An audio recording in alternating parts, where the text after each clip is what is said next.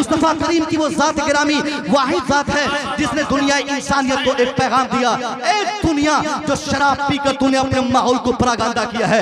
आज हमारे बिहार में, ये तो कटिहार जिले का हिस्सा ये बिहार है ना, ये हमारे बिहार के हर नागरिक जानते हैं, बिहार के हर निवासी जानते हैं कि बिहार में शराबबंदी आज से 7-8 साल पहले तकरीबन कुर्सी कुमार, जिसे हम और आप प्यार से नीतीश कुमार, कुर्सी कुमार कुछ भी आप कह सकते हैं, उसने किया बिहार में शराबबंदी का ऐलान। जैसे शराबबंदी का ऐलान हुआ, क्या छोटा क्या बड़ा, क्या नेता क्या अभिनेता, क्या मास्टर क्या प्रोफेसर, क्या जाहिल क्या आलिम, क्या मजदूरी करने वाला क्या ठेकेदार, सब लोग सड़कों पे आ गए। नीतीश बाबू ने कहा सड़कों पे आ जाओ, चैन वुमन चैन लगाया गया। एक दूसरे का हाथ पकड़ के पूरे बिहार में खड़ा होकर पूरी दुनिया को संदेश देने की मिस्टर नीतीश कुमार की तरफ से कोशिश की गई ताकि दुनिया बिहार की तरफ मुतवज्जो हो जाए। दुनिया ये बिहार को नोटिस करे कि बिहार में शराबबंदी है, बिहार के माहौल अब बदल रहे हैं, बिहार अब बदलने की ओर बढ़ रहा है।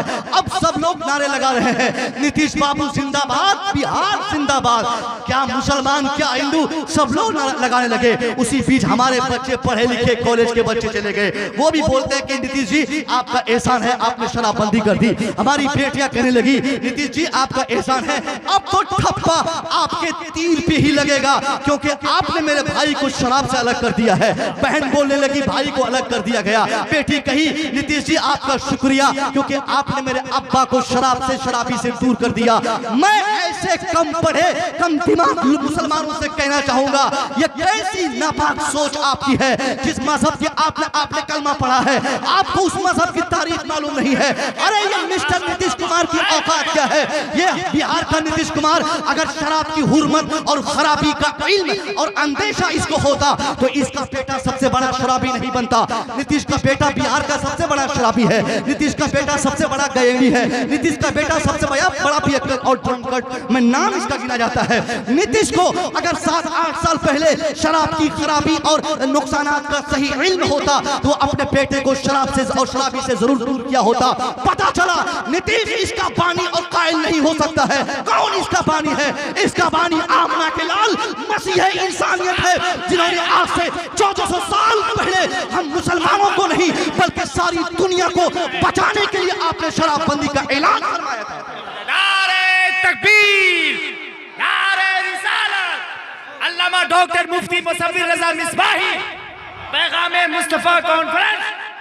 अब कोई बोले तो मुंह पे उसको एक झापड़ मारिए कि बदतमीज, ये नीतीश का थोड़ी ना योजना है, ये तो मुस्तफा का योजना है, मेरे पैगंबर की तहरीक है। मेरे मुस्तफा ने समाज की सुरक्षा को देखते हुए पूर्ण शराबबंदी का ऐलान 1400 साल पहले ही आपने फरमाया था। इन नेताओं की तरह नहीं, नेताओं की जबान में खुजली होती है, वो जब भी मंच पे आते हैं अपनी कुर्सी को मजबूत करना जब उनका मकसूद हो तब वो क्या करते हैं, कभी बोलते हैं बेटियां पढ़ाओ बेटियां बचाओ, कभी बोलते हैं स्वच्छ भारत का स्वच्छ अभियान, कभी ये पागलपन उस पर हावी हो जाए तो बोलते हैं कि एक कदम ये बिहार की तरक्की की ओर, यानी जो मन में आए ये बोलते और बकते चले जाते हैं। और आवाम क्या कहना, इसका तो सादा दिमाग के लोग होते ही है, ये लोग उसकी बात पे पड़ जाते हैं। मैं कहना चाहूंगा इन नेताओं की सिर्फ जबान सकत में आती है, जबान को सकत मिलती है, मगर हकीकत हाल कुछ और है। जिन जिन नेताओं को आपने सुना बेटियों को बचाने के हवाले से, उन नेताओं की पूरी तारीख पढ़ लीजिए, खुद उसकी बेटी महफूज रही।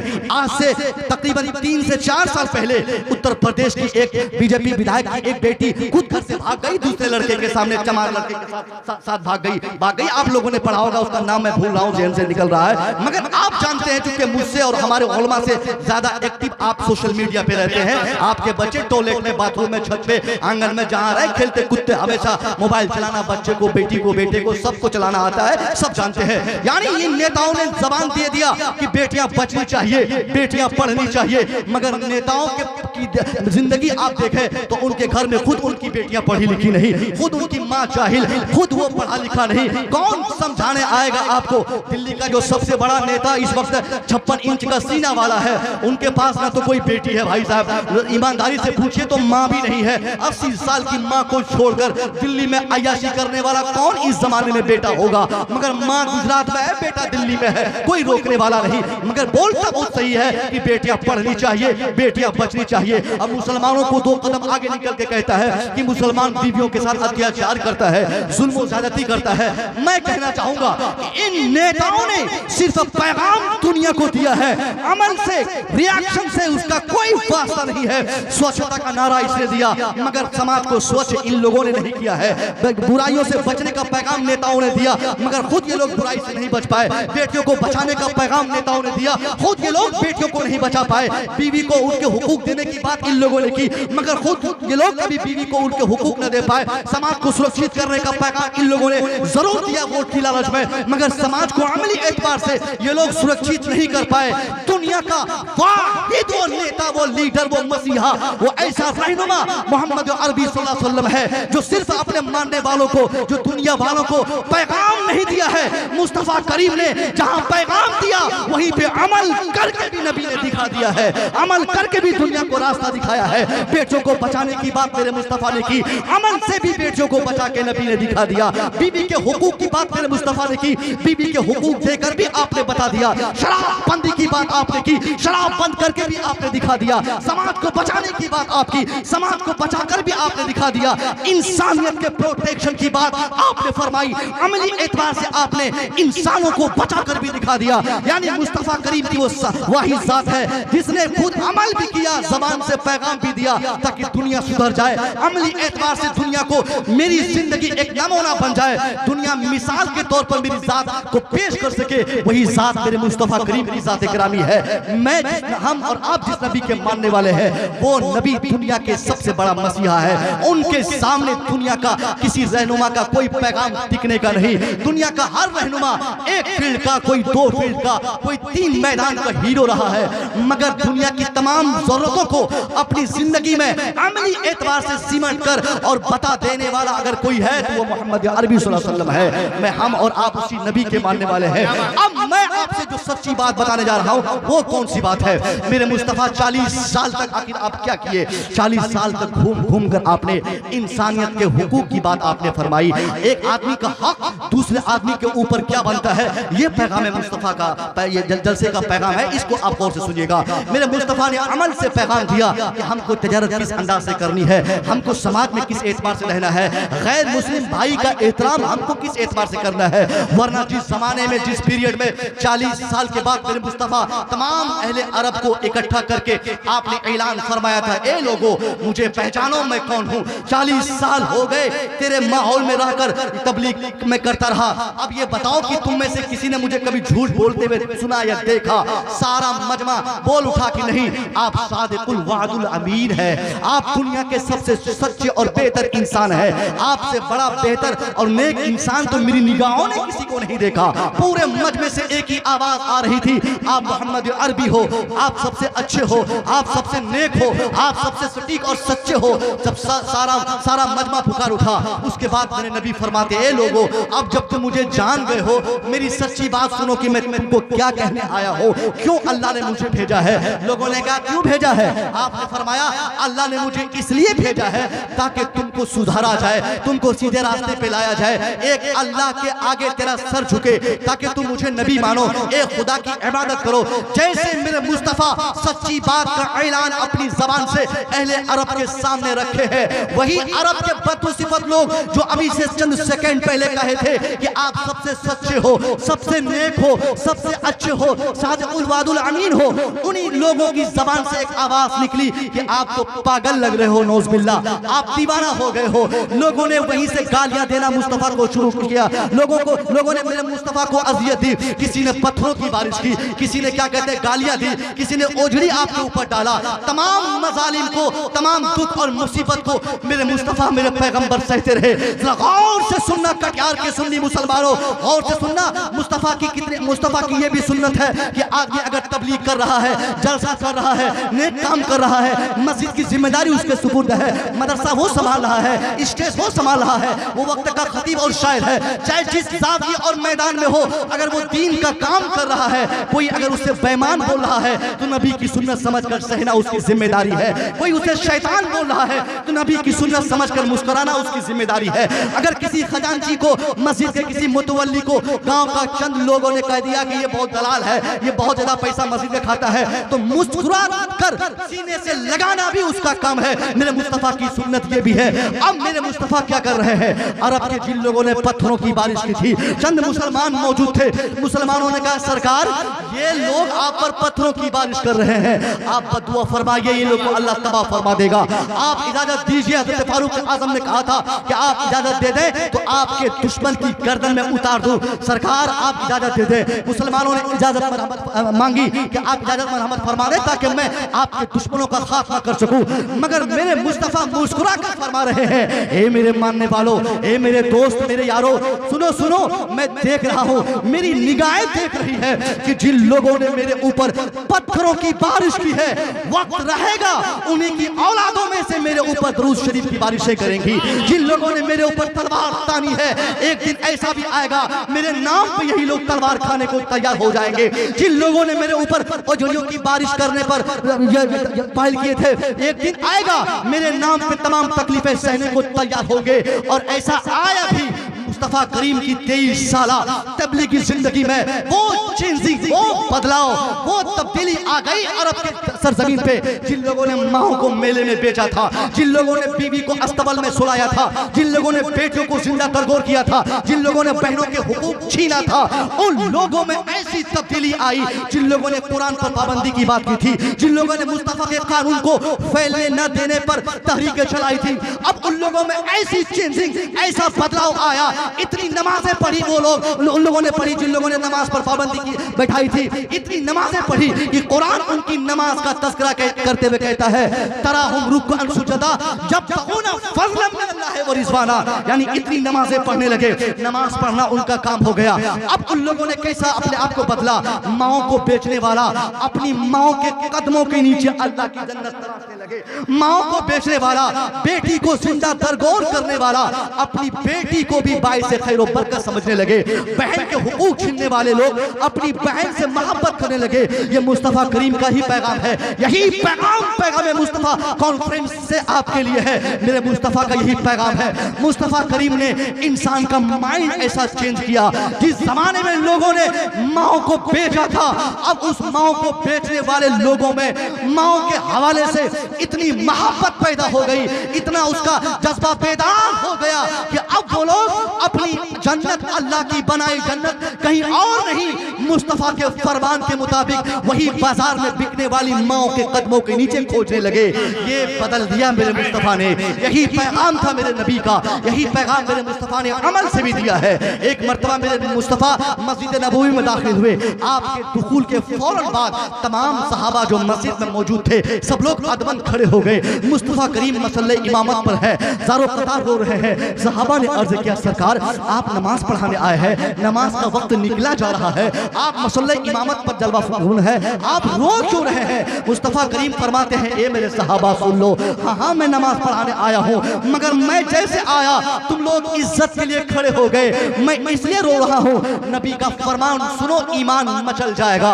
मेरे मुस्तफा ने अमल करके दुनिया को दिखाया था। मुस्तफा फरमाते हैं, ए मेरे मानने वालों, मुझ पर कलमा पढ़ने वालों, लो अदरकतु वालिदैया औ अहदहुमा, काश मेरे माँ बाप आज जिंदा होते, मैं अपने माँ बाप में से किसी एक को अगर पा भी लिया होता, मेरी माँ को मेरे लिए कोई काम याद आता, मेरी माँ मुझे कभी पुकारती, वो अना फी सलातिल इशा वो क़राअतु फीहा बिफ़ातिहतिल किताब, मैं ऐसे पीरियड में होता कि मैं नमाज इशा में होता, उस वक्त जब सूरह फातिहा की तिलावत कर रहा होता।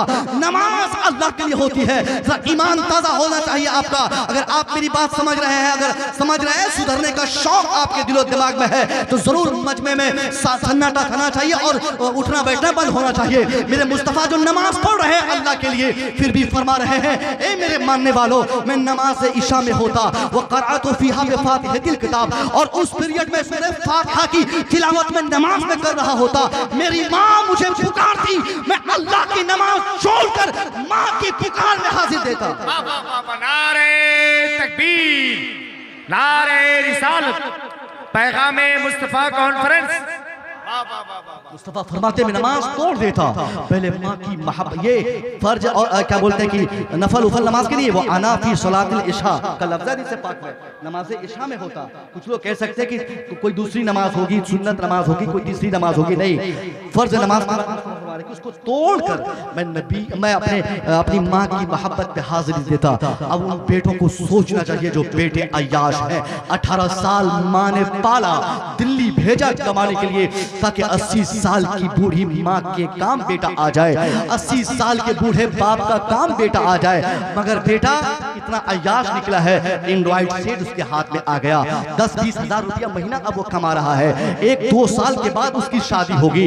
अब अभी से शादी का निशाना उसके दिमाग में है। वो बेटा सोचता है 20,000 कमा रहा हूँ, 18,000 रुपया बचाना है बीवी के लिए, 18,000 बचाना है। वो क्या बोलते हैं कि बीवी को दूसरी जगह घुमाने की खातिर बचाना है। दिल्ली चला जाता है हमारा बेटा, आपका बेटा। 18 साल उसकी उम्र हो गई है, अभी से माँ बाप को भूल बैठा है। माँ को कौन पूछ रहा है? 80 साल की बूढ़ी माँ बिस्तर अदालत पे पड़ी है, 80 साल का बूढ़ा बाप कमर के दर्द से परेशान है। बाप करा रहा है, एक एक वक्त की गोली की खुराक खिलाने वाला उस बाप के सामने कोई नजर नहीं आता। बेटा दिल्ली से 1 साल के बाद आएगा, पंजाब से 2 साल के बाद आएगा, न तो माँ को फोन कर रहा है, न बाप की खैरियत ले रहा है। अगर बाप शिकायत भी करे कि मेरा बेटा पैसा नहीं देता, तो आज का बेटा धमका कर शिकायत करने वाले से कहता है कि बट आप पागल हैं क्या? पूछिए बूढ़ा से कि कभी मुझसे पैसा मांगा है क्या? यानी बेटे को इंतजार रहता है, बाप पैसा मांगेगा तो मैं दूंगा, माँ पैसे का मुतालबा करेगी तो मैं दूंगा। ऐसे बेटे की गर्दन पकड़कर हमारे नकीब साहब कहेंगे, नादान सुन ले नापाक सहन का इंसान। अल्लामा रोशन ज़मीर कहेंगे, सुन मेरे समाज का तू लड़का है, तू नहीं सुनेगा तो कौन सुनेगा? अरे तेरी माँ जिसने तुझे 9 महीने अपने कोख में रखा, तेरा बाप जिसने तुझे चलना सिखाया, जिसने खाना सिखाया, जिसने तेरी पढ़ाई के लिए ओवर टाइम दिल्ली में काटा था, जिसने अपनी जमीन तेरी पढ़ाई और तालीम के लिए बेच डाली थी, जिसने अपना मकान गिरवी पे लगाया था, तेरी वो माँ जिसने जेवरात बंधक रखे थे ताकि तेरी अच्छी तालीम का बंदोबस्त हो सके, वो माँ जिसने मेहनत की, वो बाप जिसने तेरे मुस्तकबिल के लिए अपना सब कुछ दांव पे लगा दिया। अब उसके लिए वो चाहेगा, तू चाहता है कि वो तुमको कहेगा कि तुझे 2-4 हजार रुपया तू इसको दे दे? नहीं नहीं, तेरा बाप ऐसी पोजीशन पे भी तेरे आगे हाथ नहीं फैलाएगा। वो दूसरों से भीख मांगना बर्दाश्त करेगा, मगर अपने लखते जिगर के आगे हाथ नहीं फैलाएगा। वो अब माँ कभी अपने बेटे से भीख नहीं मांगेगी। अब बेटा वो जन्नती दिमाग का बेटा है जो बेटा अपनी मर्जी से 10,000 कमाता हो पूरा पैसा, 5,000 कमाता हो पूरा पैसा, अपनी जरूरत के मुताबिक रखकर सारा पैसा अगर अपनी माँ के कदम पे रख देता है, भले ही हो सकता है वो बेटा 5,000 कमा रहा हो, अगर माँ के कदम पे बेटे की कमाई रखी हुई है, माँ दुआ देगी 5,000 कमाने वाला, रिक्शा चलाने वाला, मजदूरी करने वाला, ईंट और पत्थर ढोने और बेचने वाला बेटा भी होगा, फिर भी वो बड़े बादशाह से बेहतर हो जाएगा। क्या बात, वाह वाह वाह वाह, जिंदाबाद जिंदाबाद। आज यही हमारे समाज में हो रहा है, माँ बाप की कोई कद्र नहीं करने वाला। आज बूढ़े लोग मिजाज के हैं, वो समझ रहे हैं कि मौलाना साहब अच्छा किए कि मेरा टॉपिक उठा लिए, मौलाना साहब अच्छा किए, माँ बाप की खिदमत के ताल्लुक से बोल रहे हैं। मैं अच्छे बच्चों से कहूँगा, अच्छा बच्चा वो है जो अपने वालिदैन की रजा चाहता है, माँ बाप की खुशनुदी चाहता है। माँ बाप खुश रहेंगे तो सारी दुनिया आपके लिए आरामदायक रहेगी। माँ ही अगर खुश रहे, ना खुश ना रहे, तो समझ लीजिए आप जिंदगी भर कमाते थक जाओगे। दिल्ली में 20,000 महीना कमाओ या सऊदीया में 50,000 रुपया महीना कमाओ, किसी बड़ी कंपनी का आप मालिक और ऑनर हो जाओ, उससे क्या फर्क पड़ने वाला? अरे तेरी बूढ़ी माँ करा रही है दर्द से, तेरा बूढ़ा बाप तकलीफ में है, तू अपने बाप के पास चला जा, चंद दिन का बेशरम मेहमान है। अगर तेरा बाप तेरी कमाई खा ले, तेरा बाप अगर तेरी मेहनत की कमाई खा लेगा, आखिरी उम्र के आखिरी हिस्से में अगर तेरा बाप तुझसे खुश हो जाए, दुआ कर देगा, तो तू भी कामयाब होगा, तेरे बच्चे भी तेरे लिए कामयाब पैदा होंगे। वरना तू अगर नाफरमानी करेगा अपने माँ बाप के साथ, याद रख तेरे भी बच्चे पैदा हो रहे हैं या होने वाले हैं, वो भी तेरे नाम पर जूते टांग के रखेंगे, जब जरूरत पड़ेगी जूते से वो तेरे नाम का स्वागत करेगा। खबरदार, अच्छे मुसलमान वही हैं जो अपने माँ बाप की खिदमत करने में सबकत ले जाते हैं, जो अपनी माँ को खुश देखना चाहते हैं। मगर यहाँ इस्लाम में सारी बहारें, सारी बरकतें और सारी अच्छाइयाँ सिर्फ माओ के कदमों के नीचे नहीं है। अब मैं पते की बात नौजवानों के लिए, नौजवानों, पैगाम मुस्तफा कॉन्फ्रेंस 1 महीने से आपने घूम घूम के सजाया है। उलमा बारहा कहते हैं कि माओ के कदमों के नीचे अल्लाह की जन्नत है, बात सही है, मगर मुझसे भी सुनिए कि टोटल जन्नत माँ के कदमों में नहीं है। जन्नत का कुछ हिस्सा आपकी बीवी के पास भी है। अरे अच्छा पैगाम जा रहा है भाई, वाह वाह वाह वाह। आप तो साथ रखते हैं, आपके लिए नहीं है। ये उन लड़कों के लिए जो बीवी को छोड़कर 2 साल तक फोन तक नहीं करता। माँ की मोहब्बत में बीवी को लतियाना और बीवी के आगोश में जाकर माँ को गाली देना, दोनों गलत। आज बीवी को मारने वाला, बीवी को तकलीफ देने वाला, आज इसकी भी कसरत समाज में हो रही है। एक तो माँ बाप को पहले से नहीं पूछता था, अब कोई अगर पूछ भी लिया तो वो बीवी को नहीं पूछता है। खबरदार, इस्लाम के पैगंबर की जिंदगी समाप्त कीजिए। इस्लाम के पैगंबर ने सिर्फ ये नहीं कहा है कि माओ से मोहब्बत होनी चाहिए, बल्कि मुस्तफ़ा करीम ने अपनी 11 बीवियों से ऐसा बर्ताव करके हम जैसे नादानों को अमल से एक पैगाम दे दिया है कि आदमी को बीवी से कैसी मोहब्बत करनी चाहिए, माँ से कैसी उल्फत रखनी चाहिए, बहन के कितने आदाब बजा लाना चाहिए, समाज की दूसरी खवातीन हजरात के साथ किस तरह व्यवहार और बर्ताव रखना चाहिए। हर एतबार से मेरे मुस्तफ़ा ने अमल से पैगाम दिया है। अगर वो नौजवान जो अच्छा खासा कमाता है सिर्फ बाप को देखता है, सिर्फ माँ को देखता है और बीवी को अपनी नौकरानी समझता है, बीवी को अपने लिए खादिमा समझता है और जब चाहे ज़राबा यज़रिबो की गर्दान उसकी पीठ पे करते रहता है, यानी बीवी को मारने वाला, बीवी को सताने वाला, बीवी को गलियाने वाला, बीवी को फकीर की बेटी कहने वाला, भिखमंगा की बेटी कहने वाला, सुन ले, इस्लाम मजहब के हम मानने वाले हैं। अगर बीवी नाराज रहेगी तब भी अल्लाह नाराज रहेगा, बीवी अगर खुश रहेगी तब अल्लाह खुश रहेगा, माँ नाराज रहेगी तब भी अल्लाह नाराज रहेगा, माँ राजी रहेगी तब अल्लाह राजी रहेगा। यानी न हमें बीवी नाराज करना है, न हमें अपनी माँ को नाराज करना है। हम अच्छे बेटे तब होंगे जब हमसे हमारी बीवी भी खुश हो जाए, हमारी माँ भी खुश हो जाए, हमारी बहन भी खुश हो जाए, हमारा समाज खुश हो जाए, हमारा मुआशरा खुश हो जाए। हम इस्लाम के मानने वाले हैं, मज़हब इस्लाम के पैगंबर का फरमान है, आपकी जिंदगी का पैगाम यही है कि हमारी जात से ना तो हमारी बीवी नाराज हो, ना हमारी माँ नाराज हो, ना हमारी बहन और बेटी नाराज हो। मुस्तफ़ा करीम ने ऐसे जमाने में बीवियों के हुकूक की आवाज उठाई, आवाज लगाई थी। आप अंदाजा फरमाए, अरब के उस बदनसीब समाज की मैं बात कर रहा हूँ जहाँ पर जहाँ बेटी की कोई हैसियत नहीं थी, जहाँ माँ को लोग बेच देते थे, जहाँ बहन को लोग मार देते थे। माँ, बहन, बेटी, ये 3 ऐसे रिश्तेदार होते हैं हर इंसान के लिए, उसका ताल्लुक उससे खून से होता है।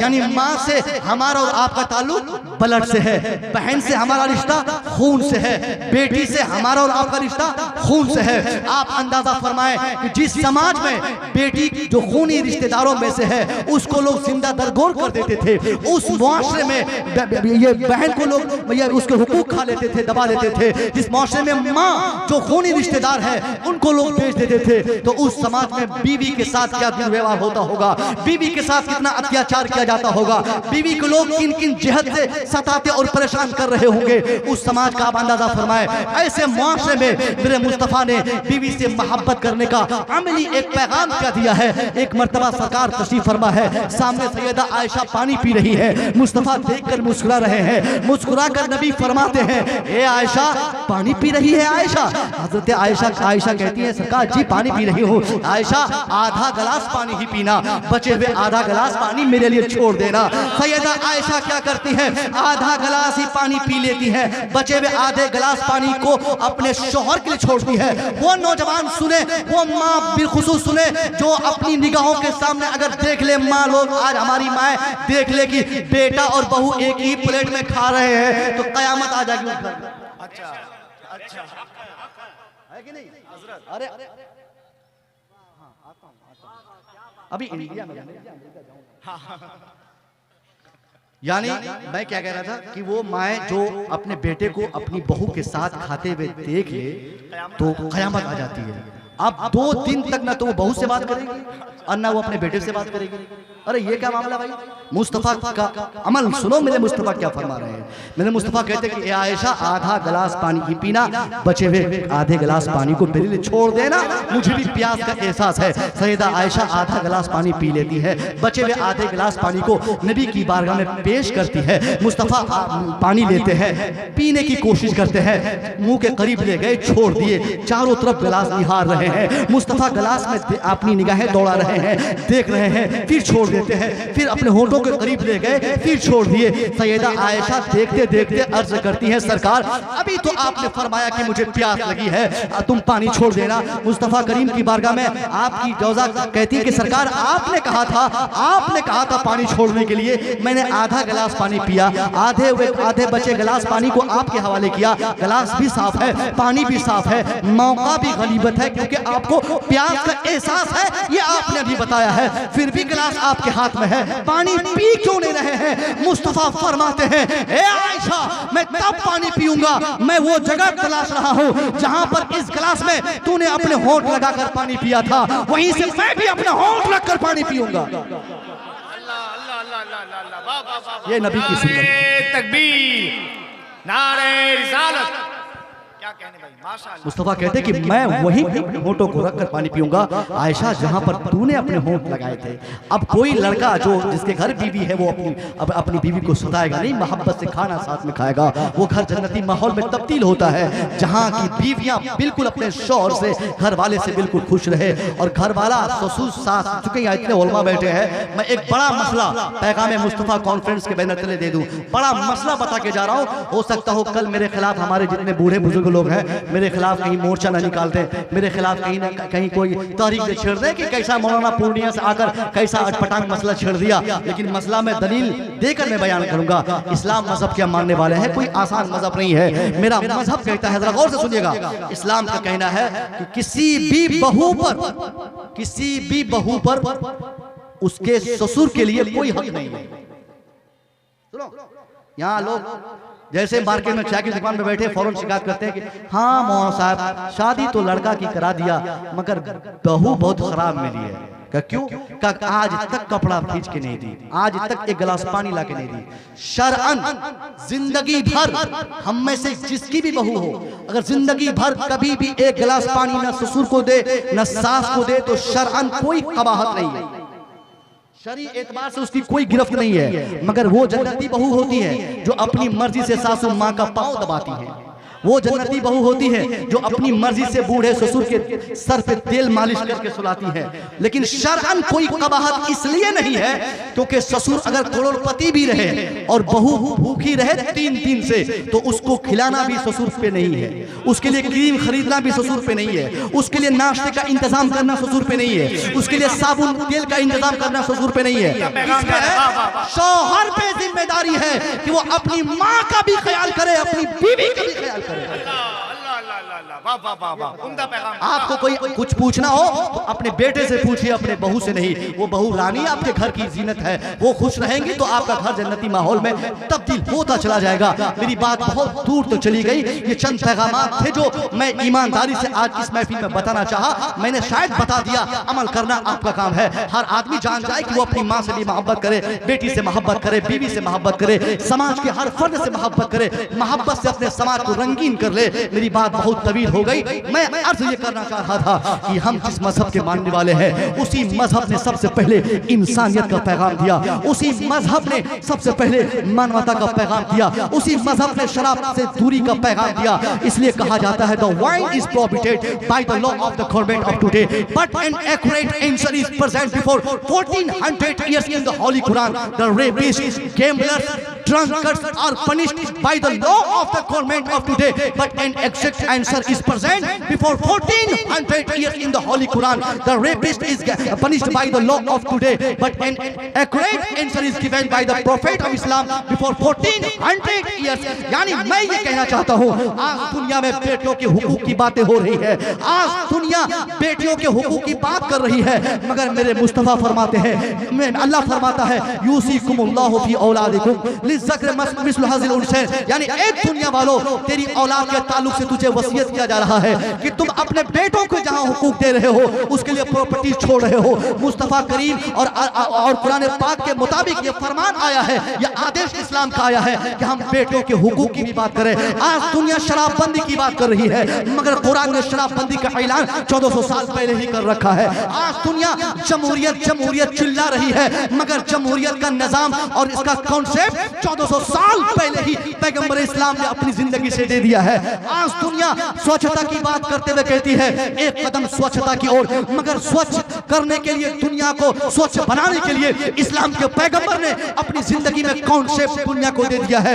यानी इस्लाम के पैगंबर की जिंदगी के एक एक फरमान को जब हम पढ़ते हैं, मुस्तफा करीम के फरमान को पढ़ ले, कुरान के आदेश को पढ़ ले, कुरान का कॉन्सेप्ट समझ ले, तो ये कहना बड़ा आसान हो जाएगा कि हमारा कुरान, जिसे दुनिया ये कहती है कि कुरान जन्नत में पहुंचाने वाली किताब है, कुरान नमाज वाली किताब है, कुरान आखिरत की किताब है, कुरान कलमे की तबलीग वाली किताब है, मगर मैं कहना चाहूंगा इस्लाम के शहजादों गौर से सुनना, इस्लाम का मजाज और ज़हन और कॉन्सेप्ट क्या है। इस्लाम कहता है हाँ, इस्लाम नमाज की बात जरूर करता है, मगर नमाज, रोजा, हज और ज़कात के साथ साथ इस्लाम को अगर जो पढ़ना शुरू करेगा वो जान जाएगा कि इस्लाम के पैगंबर ने जहां अपने मानने वालों को नमाज सिखाया, रोजा सिखाया, ज़कात सिखाया, हज सिखाया, उसी प्लेटफॉर्म से लोगों को इंसानियत का पैगाम भी मुस्तफा ने बताया। लोगों के एक दूसरे के हुकूक की बात भी मेरे नबी ने की। यानी कुरान पाक के तमाम फरमान को अगर आप अपनी निगाहों के सामने रख देंगे तो ये कहना ज्यादा आसान और दिलचस्प हो जाएगा कि हमारा कुरान, आपका कुरान, सबका कुरान सिर्फ रोजा नमाज का पैगाम लेकर नहीं आया है, बल्कि चलती हुई सुलगती हुई इस दुनिया को बचाने आया है। नारे तकबीर, नारे रिसालत, पैगामे मुस्तफा कॉन्फ्रेंस। इसलिए हम कहते हैं कि आप अपने बच्चों को पढ़ाएं, भले स्कूल में पढ़ाएं, क्या फर्क पड़ने वाला है, मगर कुरान पढ़ने के बाद स्कूल भेजे। हमारा बच्चा जब पढ़ लेगा फिर वो पैगंबर इस्लाम की अज़मत का एतराफ करते थकेगा नहीं। इसी हिंदुस्तान की धरती का एक बहुत बड़ा पढ़ा लिखा, एक बहुत बड़ी पढ़ी लिखी खातून, जिसे हम और आप एनी बेसेंट कहते हैं, डॉक्टर एनी बेसेंट, लंदन में पैदा होकर बालिग होने के बाद वो इंडिया आई, हमेशा ब्रिटिश स्कूल में इंडिया आई और इंडिया को अपनी जमीन समझ कर रह गई। बहुत सारी किताबें भी लिखी, हिंदुस्तान में बहुत सारी खिदमतें उनकी है, उनकी लिखी हुई फिजिक्स और केमिस्ट्री में कई किताबें हिंदुस्तान की मुख्तलिफ यूनिवर्सिटीज के क्या बोलते हैं निसाब में शामिल है। मगर वो पढ़ी लिखी खातून जब पैगंबर इस्लाम के बायोग्राफी को, जब आपके जीवनी को पढ़ती है तो हम जैसों की आंखें खोल देने के लिए उसका स्टेटमेंट काफी है। वो कहती है I hope that time is not far off when I shall be able to use it. यानी आज हम अपने बच्चों को पढ़ाते हैं नहीं, और सिर्फ अगर पढ़ाते भी तो नाम के लिए, ताकि हमारा बच्चा, आपका बच्चा कहीं चला जाए, कमाने के लायक हो जाए। तालीम को हमने फरोग दिया ही नहीं तो हमारा इस्लाम कैसे आगे बढ़ेगा। बराए नाम लोग बच्चों को पढ़ाते हैं, किसी ने हिफ्ज़ कराने के लिए भेज दिया तो 2 साल 2 पारे हिफ्ज़ किए, बच्चे भाग गए मदरसे से। अब बाप देखता, ध्यान नहीं देता कि उसका बच्चा आगे क्या करेगा, क्या करना चाहता है, प्रेशर नहीं डालता। कोई अगर मैट्रिक के एग्जाम में बिठा दिया, मैट्रिक कर लिया बेटा, तो अब आप अपने आप को बिल्कुल आजाद समझता है कि मेरा बेटा तो मैट्रिक कर ही लिया है, अब मजीद पढ़ाने की बच्चे को मुझे हाजत नहीं है। ऐसे बाप को मैं कहना चाहूंगा, खबरदार, अपने बच्चों को आप पढ़ाइए। जब आपका हमारा बच्चा पढ़ लेगा, कुरान भी वही पढ़ेगा, फिजिक्स भी वही पढ़ेगा, केमिस्ट्री वही पढ़ेगा, साइंस वही पढ़ेगा, इंग्लिश वही पढ़ेगा, मैथ वही पढ़ेगा, बायोलॉजी वही पढ़ेगा, जूलॉजी वही पढ़ेगा, और क्या बोलते हैं इतिहास वही पढ़ेगा, इकोनॉमिक्स वही पढ़ेगा। तमाम तरफ जब वो हमारे बच्चे पढ़ लेंगे फिर कोई वसीम रजवी उसको गुमराह नहीं कर पाएगा, फिर किसी वसीम रजवी के बहकाव में हमारा बच्चा नहीं आएगा। जब कोई नापाक वसीम रजवी हमारे सामने मीडिया में आकर ललकार के कहेगा कि कुरान की इन आयतों को हटाया जाए, यहाँ से आतंक फैलता है, यहाँ से जुल्म फैलता है, यहाँ से ज्यादती फैलती है, तो चूंकि हमारा बच्चा अगर कुरान पढ़कर इंजीनियर बनेगा, हदीस पढ़कर डॉक्टर बनेगा, हदीस पढ़कर IAS और IPS का एग्जाम क्रैक करेगा, तो वसीम रजवी की गर्दन पकड़कर हमारा बच्चा कहेगा मैं नापाक इंसान कहाँ बके जा रहा है, कहाँ पे कुरान जुल्म फैला रहा है, कहाँ पे कुरान गलत कह रहा है। यानी जब हमारे बच्चे पढ़े रहेंगे तब जाकर डिबेट का जवाब दे पाएंगे। जब जाहिल रहेंगे तो मोबाइल से सुनकर हाफिज जी के पास आके रो के कहेंगे हजरत देखिए ना वसीम रजवी बहुत बुगराती कर रहा है। हाँ वो बुगराती कर रहा है क्योंकि वो उसको बुगराती का लाइसेंस मिला है, वो मुझसे और आपसे ज्यादा पढ़ा और होशियार है। आप अगर अपने को साबित करना चाहते हैं तो ईमानदारी से अपने बच्चों को पढ़ने के लिए मदारिस भेज दीजिए। आपके बच्चे जब मदारिस में पढ़ेंगे। आज कहाँ कहाँ मदारिस नहीं खुले हुए हैं। आपके इलाके का एक कारी साहब जो बलिया की जमीन पे रहते हैं, कारी अब्दुल हन्नान साहब, मैं वहाँ पे उनसे मिला, उनके मदरसे में मैंने देखा मुफ्त में बच्चों को पढ़ाते हैं, बहुत खिदमतें होती हैं वहाँ पे, बच्चे पढ़ रहे हैं। हमारे अल्लामा जहांगीर साहब मुंबई में पढ़ाते हैं, वहाँ पे बच्चों का खाने और ये पढ़ने का फ्री में इंतजाम किया जाता है। फ्री में जिस मजहब की तालीम दी जा रही हो, उस मजहब की तालीम देने वाला जिस समाज में नहीं हो, तो उस समाज में गुंडा नहीं पैदा होगा तो कहाँ पैदा होगा। उस समाज से बरकत नहीं जाएगी तो किस समाज से जाएगी। वहाँ पे बेटियां अदनंगी मार्केट नहीं घूमेंगी तो किस समाज में घूमेंगी। यानी जितने खुराफात आज हमारे यहाँ जन्म लिए हैं, इसकी सबसे इंपॉर्टेंट वजह यही है कि हमने बच्चों को जाहिल छोड़ा है। पूरा ध्यान हमारा जलसे पे रहा, बच्चे हमारे अय्याश होते चले गए। अल्हम्दुलिल्लाह सीमांचल वो सरजमीन, वो धरती है पाकीज़ा, जहाँ पर रोजाना पर डे की बात कर रहा हूँ 10 जलसे पूरे सीमांचल के तीनों चारों जिले की अगर बात की जाए तो 10 बड़े जलसे हर रोज होते हैं। मगर मैं आपका दामन पकड़ के पूछूंगा कि जितनी तेजी से आपने जलसा कराने में सबकत लिया, एक से एक बढ़ के लोग फोन करते हैं, हजरत इतना हजार, इतने हजार, इतना पैसा, या टिकट, वो टिकट, यहाँ गाड़ी, वहाँ गाड़ी। इतनी तेजी से कभी आपने मदरसे की दीवार मजबूत की नहीं की, आपने कभी आलिमों की खिदमत की नहीं की। आपने आलिम सिर्फ उनको समझा, आपने बेहतर सिर्फ उनको समझा जो मुसव्विर रजा की तरह खतीब बनकर 1 घंटा चिल्लाने का 10,000 लेकर चला गया। मगर ये 10 साल से आपके बच्चों को अली बाता पढ़ा रहा है, उस मौलाना साहब को 100 रुपया भी कभी आप खुशी से नहीं दे पाए। जाहिर है जिस समाज में उलमा की बेहुरमती होगी वहां पे तालीम का फरोग नहीं हो सकता है, वहां इल्म के फरोग के लिए हम सोच नहीं सकते हैं। इसलिए हरामखोरी पैदा होती है, हरामखोरी की लत लगी हुई है। इसलिए हमारे बच्चे चाहे जिस मैदान में रहे, डॉक्टर बन जाते हैं मगर हरामखोर रहते हैं, मास्टर बन जाते हैं, हरामखोरी में कमी नहीं रहती। मैं हाथ जोड़ के माफी मांगूंगा, आप में से अगर कोई मास्टर हो तो माफ कीजिएगा, मगर मुझे क्या फर्क पड़ने वाला है। आप मास्टर बाद में है, मुसलमान पहले है, आपको बताना मेरी जिम्मेदारी भी पहले है। इसलिए मास्टर होंगे ना होंगे क्या फर्क पड़ने वाला है। उन मास्टरों के दिमाग में भी हरामखोरी का जज्बा, इंजीनियर के दिमाग में हरामखोरी का जज्बा, डॉक्टर्स के दिमाग में हरामखोरी का जज्बा। इल्ला माशा अल्लाह, कोई मैदान ऐसा नहीं है जहां पे हरामखोरी फरोग ना पा रही हो। हर तरफ हरामखोरी आम हो गई है। आदमी हराम कमाने की लत अपने अंदर लगा दिया है, आदमी हमेशा हराम खाता है।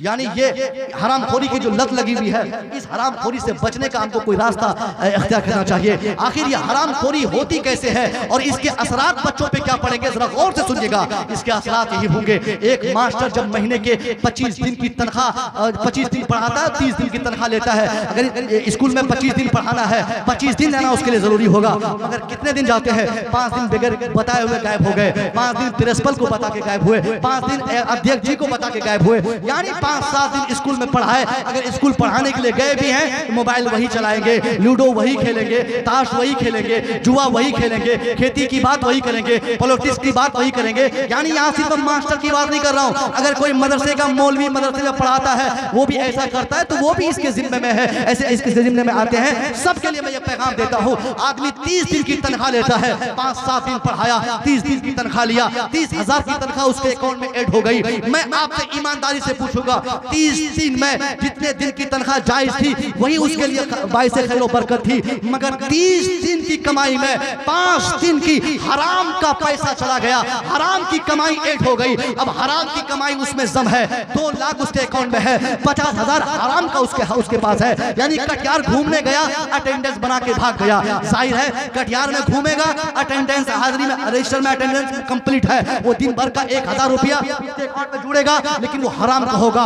अब वो मास्टर साहब जो हराम का पैसा 30,000 उठा के लाया है, वो उम्मीद करेगा कि मैं इसी पैसे से बच्चों को पढ़ाकर आलिम दीन बनाऊंगा, इसी पैसे से अपने बेटे को हाफिज कुरान बनाऊंगा, इसी पैसे से मैं अपने बेटे को बड़ा आलिम बनाऊंगा, डॉक्टर और इंजीनियर बनाऊंगा। वो मास्टर साहब सिर्फ सोच सकते हैं, उसकी सोच कभी पूरी नहीं होगी। उसका बेटा हाफिज कुरान जरूर बनेगा मगर इनकम्प्लीट रहेगा, आलिम जरूर बनेगा मगर बढ़िया आलिम नहीं बनेगा, डॉक्टर जरूर बनेगा, अय्याश रहेगा, इंजीनियर जरूर रहेगा, बेईमान बनेगा। यानी बाप हरामखोरी किया है, असर बेटा पे पड़ रहा है।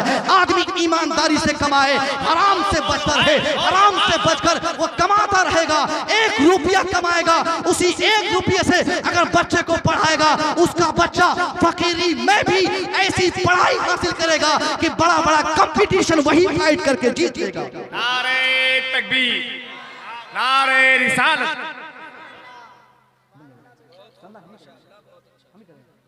कर देंगे, अगर करने करें तो तकरीर करेंगे, तकरीर ना कर देंगे। अभी 10 मिनट और गुफ्तगू करें। ये देखिए अल्लामा रोशन ज़मीर साहब सबसे पहले इस इलाके में मुझे इन्होंने बुलाया था, अब मैं आया हूँ, जरा पैगाम सुनिए। नारे तकबीर, नारे रिसालत। हजरात देखिए कि इस वक्त दरमियान में खतीब अहले सुन्नत, खतीब हिंदुस्तान, माहिर बंगला ज़बान, हमारे पड़ोसी सूबा वेस्ट बंगाल के खूबसूरत शहर मुर्शिदाबाद से तशरीफ लाने वाले हजरत अल्लामा मौलाना मोहम्मद मतीउर रहमान साहब की रज़वी, जो कि मुर्शिदाबाद से तशरीफ लाए हैं। बंगला ज़बान है, पुरमज़ खिताब इनको आपको सुनना है, वो हमारे दरमियान मौजूद होगा। इस्तकबाल कीजिए। नारे तकबीर, नारे रिसालत, मसल के आला हज़रत। मैं कह रहा था वो पहले वो डॉक्टर एडी बेसेंट के बारे में, वो पढ़ी लिखी खातून, पढ़ लिख ली, उसके बाद वो क्या कहने लगी, वो कहती it is impossible for anyone who studies the life and character of the great prophet of Arabia who knows how he taught and how he lived to feel anything but the reference for that mighty Arabian prophet, one of the great messenger of the supreme, and although in what I put to you I shall say many things which may be familiar to many, yet I myself whenever I read them A new way of admiration, a new sense of reverence for that mighty Arabian prophet। यानी एक काफिला मुशरिका खातून जब पैगंबर की जिंदगी पढ़ रही है तो वो तारीफ करते थकती नहीं है, वो कह रही है it is impossible for anyone, ये हर उस व्यक्ति के लिए बहुत मुश्किल काम है। किस व्यक्ति के लिए? who studies the life and character of the great prophet of Arabia, वो कहती है जो अरब के उस महान पैगंबर की जिंदगी को पढ़ा हो, उस व्यक्ति के लिए ये मुश्किल है वो अपने दिल में उस नबी के लिए मोहब्बत के अलावा कुछ और महसूस कर सके। उस काफिला का कहना है मगर हम मुसलमान यहाँ पर पता नहीं किस नशे में है, कौन सा नशा हम खा लिए हैं, हमको बताने वाला बता के चला जाए कोई फर्क पड़ने वाला नहीं। हराम खोरी की बात आई, आज सिर्फ मास्टर गुनहगार नहीं है, इस मैदान में सारे लोग तकरीबन गुनहगार है। मजदूर क्लास के लोगों की अगर आप बात करें, अभी मकई रोपनी और धान कटनी का सीजन आ गया है, ईमानदारी से मैं कहता हूं 200 रुपया से आप जिसको मजदूरी में रखते हैं, अगर 200 रुपया में 8 घंटा 5 घंटा 6 घंटा अगर काम करना, जितने घंटे काम करना अगर तय पाया है 300 रुपया में 200 रुपया में, उतना घंटा ईमानदारी से काम करना उस मजदूर भाई के लिए जरूरी है। अगर उसने बिला वजह 10 बार खैनी खाने में 5 मिनट खत्म कर दिया, बीवी से बात करने में 20 मिनट खत्म कर दिया, धान काटने के बहाने से धान के खेत के आल पे बैठा रहा, जैसे खेत वाला आ रहा है फौरन भाग गया, कचिया लिया, फिर धान काटना शुरू किया। यानी ऐसी बेईमानी जब मजदूर लोग करने लगेंगे और वो मजदूर सोचेंगे कि मैं पसीना बहाकर कमाता हूं अल्लाह बरकत देगा, नहीं नहीं नहीं, अल्लाह की बरकत हर जगह नहीं बरसती है, अल्लाह की बरकत जायज जगह बरसती है। आप मजदूर हो, पसीना आपका गिरा है ये सही है, मगर जितना काम करना चाहिए था आपको, आपने अपना काम ईमानदारी से किया नहीं, आपने उसमें दयानतदारी से काम नहीं किया, आपने खयानत किया अपने वक्त के साथ, बिला वजह बीवी से बात आपने की थी, धान के खेत में आप बैठे थे, और वो तब आजमाइश होती है जब उसी मजदूर को, जिस दो मजदूर को 1 बीघा खेत काटने में लग जाए, उसी 2 मजदूर को आप क्या बोलते हैं कि ठेका दे दीजिए, तो 2-4 घंटे में पूरा खेत काट के रख देता है। पता क्या चलता है, जरूर कहीं ना कहीं वो बेईमानी करता है, जरूर कहीं ना कहीं वो दयानतदारी से काम नहीं लेता। इसलिए जितना जिम्मेदार हरामखोरी के मैदान में मास्टर है, कॉलेज का प्रोफेसर है, मदरसे का मौलवी अगर है, तो उतना ही जिम्मेदार खेत का मजदूर भी है। कोई भी हो, कोई भी हरामखोरी करेगा, अब वो मजदूर हराम करके, हराम खाकर अगर सोचेगा कि मैं मजदूरी करके ठेकेदार बन जाऊं, तो कभी नहीं हो सकता। वो हमेशा मजदूर रहेगा क्योंकि हराम कर रहा है, हराम से अल्लाह बरकतों को उठा लेता है। जब तक जायज नहीं कमाएगा तब तक बरकतें नाजिल नहीं की जाएंगी। नारे तकबीर, नारे रिसालत, पैगाम इस्लाम, मजहब इस्लाम, पैगाम मुस्तफा कॉन्फ्रेंस।